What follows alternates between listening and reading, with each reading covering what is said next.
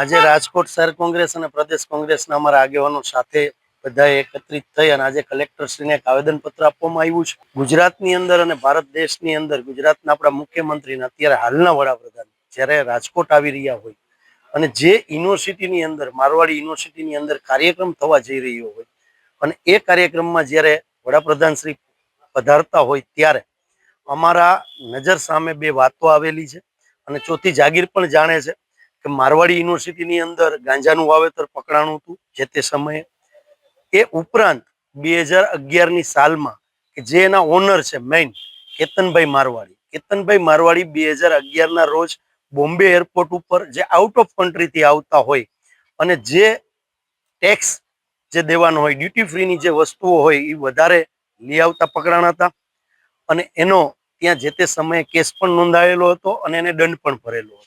અને ત્યાંના વર્તમાનપત્ર મુંબઈના વર્તમાનપત્રોની અંદર પણ આવેલું આ બધી વસ્તુઓ આવેલી છે. આશરે એમાં લીકર છે, પર્સ છે, મોબાઈલ છે, અલગ અલગ જે ચીજ વસ્તુઓ આઉટ ઓફ કન્ટ્રીથી આવતી બધી વસ્તુઓનો સમાવેશ થાય છે.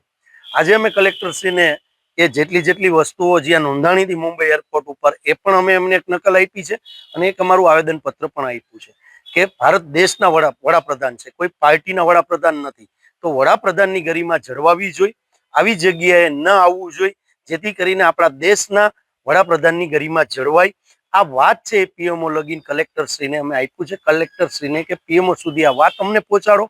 અમને એવો ક્યાંક એવું લાગે છે કે ભારતીય જનતા પાર્ટીની ગુજરાતની વર્તમાન સરકારે આ વાત છે એ ક્યાંક ને ક્યાંક પીએમઓ સુધી નહીં કરી હોય.